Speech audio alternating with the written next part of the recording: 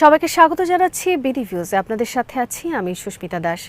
বাংলাদেশের রাজনীতিতে দীর্ঘ টানাপোড়েন, অবিশ্বাস ও অনিশ্চয়তার পর যে দৃশ্যপট তৈরি হয়েছে তাকে অনেকে এক ধরনের ঋতু বদল বলছেন। আওয়ামী লীগ সরকারের বিদায়, অন্তর্বর্তীকালীন ব্যবস্থার সমাপ্তি এবং তুলনামূলকভাবে গ্রহণযোগ্য জাতীয় নির্বাচনের মধ্য দিয়ে যে নতুন অধ্যায়ের সূচনা, তা নিছক ক্ষমতার পালাবদল নয়, বরং রাষ্ট্র, দল ও সমাজ তিন ক্ষেত্রেই নতুন সমীকরণের ইঙ্গিত। প্রকৃতির ক্যালেন্ডারে বসন্ত যেমন নবজাগরণের প্রতীক, তেমনি সামনে ঈদ, বৈশাখ ও বৈশাখীর মতো উৎসবমুখর সময় দেশের সামাজিক মনস্তত্ত্বেও আশাবাদের আবহ তৈরি করেছে। প্রায় 17.5 কোটি মানুষের মধ্যে দীর্ঘদিন পর এক ধরনের স্বস্তির অনুভূতি কাজ করছে। ব্যবসায়ী সমাজ নতুন করে বাজার ধরার প্রস্তুতি নিচ্ছে, আমলাতন্ত্র অপেক্ষাকৃত স্থিতিশীল রাজনৈতিক নির্দেশনার প্রত্যাশায় আছে, আর সাধারণ নাগরিকেরা চাচ্ছেন রাজনৈতিক সংঘাতের চক্র থেকে অন্তত সাময়িক মুক্তি। কিন্তু এই মুহূর্তে কতটা দীর্ঘস্থায়ী হবে তার উত্তর এখনো অনিশ্চিত।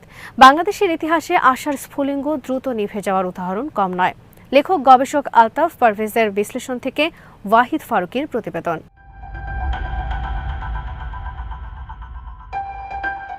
এই নতুন বাস্তবতায় দুই ব্যক্তির ভূমিকা বিশেষভাবে গুরুত্বপূর্ণ হয়ে উঠেছে। তারেক রহমান এবং ডক্টর শফিকুর রহমান। নির্বাচনে বিএনপির ভূমিধর জয়ের যে বয়ান দেশি বিদেশি গণমাধ্যমে প্রচারিত হয়েছে, তার পেছনে সংখ্যাগত বাস্তবতা যেমন আছে, তেমনি আছে প্রতিপক্ষের দুর্বলতা, ভোটারদের ক্লান্তি এবং স্থিতিশীলতার আকাঙ্ক্ষা। বিএনপির সংখ্যাগরিষ্ঠতা সামরিক, বেসামরিক, আমলাতন্ত্র ও বড় ব্যবসায়ী গোষ্ঠীর কাছে স্বস্তির কারণ এটি 54 বছর ধরে প্রতিষ্ঠিত ক্ষমতার কাঠামোর ধারাবাহিকতা বজায় রাখার সম্ভাবনা তৈরি করেছে। তবে এই স্থিতিশীলতা ভঙ্গুর কিনা তা নির্ভর করবে ক্ষমতার ব্যবহারের ধরন ও জোট রাজনীতির ব্যবস্থাপনার উপর।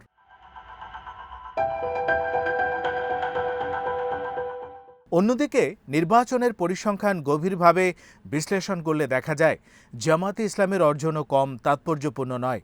অতীতে সর্বোচ্চ 18 আসন পাওয়া দলটি এবার 68 আসনে পৌঁছে গেছে, প্রায় 4 গুণ বৃদ্ধি।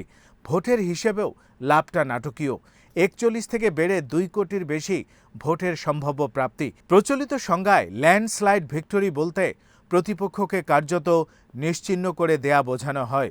সে অর্থে জামাত কাউকে পরাজিত করেনি, কিন্তু সামাজিক শক্তির উত্থান, সাংগঠনিক বিস্তার এবং ভোটার ভিত্তিক প্রসার, এই 3 সূচকে দলটি এক ধরনের নীরব ভূমিধস ঘটিয়েছে বলে মনে করা হয়। বিশেষত নগরাঞ্চলে এবং কয়েকটি গুরুত্বপূর্ণ আসনে অল্প ব্যবধানে জয়ের বাস্তবতা তাদের সামনে ঝুঁকিও তৈরি করছে, কারণ সামান্য জনমতের পরিবর্তনই এসব আসন হারানোর সম্ভাবনা থাকবে।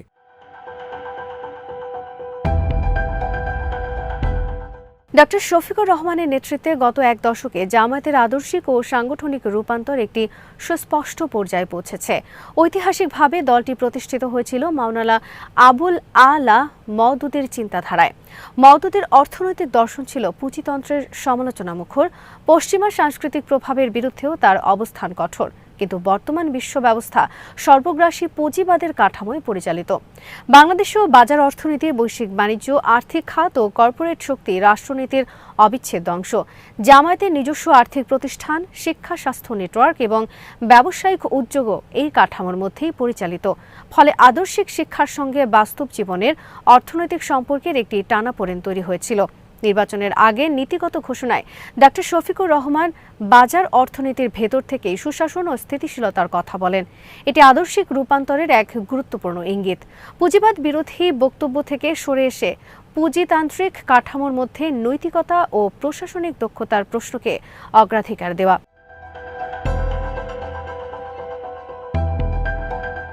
এই বাকবদল কেবল অর্থনীতিতে নয়, সাংগঠনিক কৌশলেও দৃশ্যমান। ইসলামী আন্দোলন বা হেফাজতের সঙ্গে দূরত্ব তৈরি করা ছিল ঝুঁকিপূর্ণ সিদ্ধান্ত, কিন্তু জাতীয় নির্বাচনে বৃহত্তর গ্রহণযোগ্যতা অর্জনের জন্য দলটি যে নিজস্ব পরিচয়কে আলাদা করে তুলে ধরতে চেয়েছে তা স্পষ্ট। একই সঙ্গে নারী ও সংখ্যালঘু প্রশ্নে অবস্থান নিয়ে ব্যাপক বিতর্কের মুখে পড়েও ডক্টর শফিকুর রহমান এক ধরনের ধীর পরিবর্তনের ইঙ্গিত দিয়েছেন। সৈয়দ আবুল আলা মওদুদের ঐতিহ্যগত ব্যাখ্যায় নেতৃত্ব পর্যায়ে নারীর অংশগ্রহণ সীমিত হলেও বর্তমান বাস্তবতায় জামাত সংরক্ষিত নারী আসনে প্রার্থী দেওয়ার ঘোষণা দিয়েছে এবং নারী কর্মীদের মাঠ পর্যায়ে সক্রিয়তা দৃশ্যমানভাবে বেড়েছে।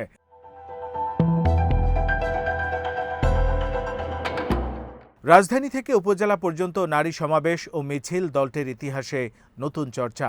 আল জাজিরাকে দেয়া সাক্ষাৎকারে তিনি বলেন, আমরা তাদের প্রস্তুত করছি। এই মন্তব্যটি কৌশলগত রূপান্তরের ইঙ্গিত বহন করে। এটি একদিকে আদর্শিক সীমারেখা রক্ষা, অন্যদিকে ধাপে ধাপে রাজনৈতিক অন্তর্ভুক্তির কৌশল।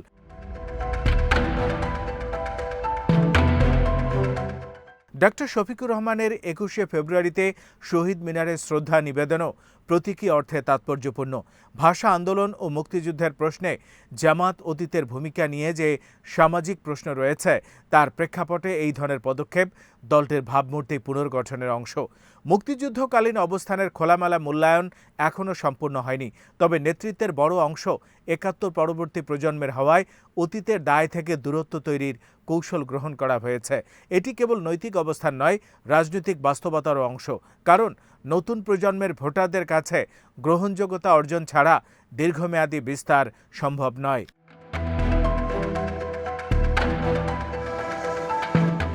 আন্তর্জাতিক যোগাযোগের ক্ষেত্রেও জামায়াত বহুমুখী অবস্থান নিয়েছে। দক্ষিণ এশিয়া থেকে মধ্যপ্রাচ্য এমনকি পশ্চিমা নীতি নির্ধারক মহলেও দলটি নিজেদের উপস্থাপন করার চেষ্টা করেছে বাস্তববাদী রাজনৈতিক শক্তি হিসেবে। ধর্মীয় অনুভূতির চেয়ে ক্ষমতার ব্যবহারিক স্বার্থ এই ভাষ্য সামনে এনে তারা আঞ্চলিক শক্তিগুলোর সঙ্গে সম্পর্ক রক্ষার কৌশল নিয়েছে। প্রবাসী কর্মীদের দেশে এনে নির্বাচনী প্রচারণায় যুক্ত করা, সামাজিক যোগাযোগ মাধ্যমে সুসংগঠিত প্রচার, নীতি আলোচনায় অংশগ্রহণ সব মিলিয়ে একটি আধুনিক রাজনৈতিক দলের অবয়ব নির্মাণের প্রচেষ্টা দেখা যায়।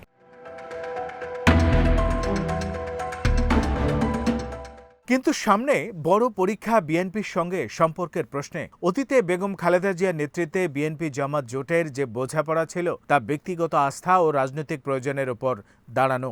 এখন বিএনপির নেতৃত্ব কাঠামোতে নতুন টিম কাজ করছে, যার কেন্দ্রীয় ভূমিকা রয়েছেন তারেক রহমান। অন্যদিকে জামাতের নবনির্বাচিত এমপিদের মধ্যে সাবেক ছাত্র শিবির ও মাঠ পর্যায়ের সংগঠকদের আধিপত্য। দুই দলের নতুন প্রজন্মের সম্পর্ক কেমন হবে তা নির্ধারণ করবে আগামী রাজনৈতিক গতিপথ। যদি প্রতিযোগিতা সংঘাতে রূপ নেয় এবং তা আওয়ামী লীগ বিএনপির ঐতিহ্যগত দ্বন্দ্বের মতো তীব্র হয়ে ওঠে, তাহলে ডক্টর শফিকের সংস্কারবাদী অবস্থান কঠিন হয়ে পড়বে। আবার যদি সমঝোতার রাজনীতি গড়ে ওঠে, তাহলে স্থিতিশীলতা দীর্ঘস্থায়ী হওয়ার সম্ভাবনা বাড়বে।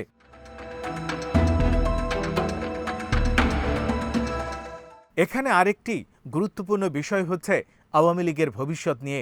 দলটি নিষেধাজ্ঞা বা সাংগঠনিক সংকট কাটিয়ে রাজনীতির মাঠে সক্রিয় হতে পারলে ত্রিমুখী প্রতিযোগিতার বাস্তবতা তৈরি হবে। সেক্ষেত্রে বিএনপি জামাত সম্পর্ক নতুন মাত্রা পাবে। জামাতের ভোট বৃদ্ধির পেছনে যে সামাজিক ভিত্তি রয়েছে তা কি স্থায়ী সাংগঠনিক শক্তিতে রূপ নেবে নাকি কেবল নির্বাচনী তরঙ্গ ছিল, এই প্রশ্নের উত্তর নির্ভর করবে স্থানীয় সরকার নির্বাচন, সংসদীয় আচরণ এবং সরকার পরিচালনায় অংশগ্রহণের অভিজ্ঞতার উপর।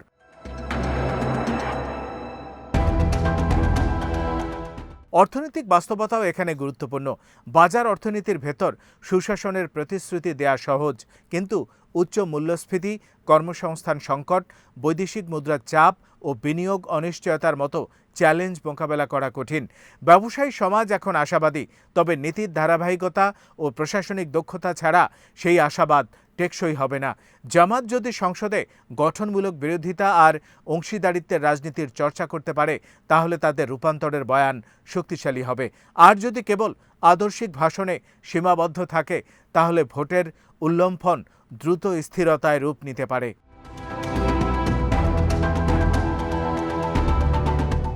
সব মিলিয়ে বাংলাদেশের বর্তমান রাজনৈতিক মুহূর্তটি এক ধরনের সন্ধিক্ষণ। বসন্তের রঙিন আবহ, উৎসবের প্রস্তুতি এবং ভোট পরবর্তী স্বস্তি সবই ইতিবাচক, কিন্তু ইতিহাস শেখায় স্থিতিশীলতা কেবল নির্বাচনের ফল নয়।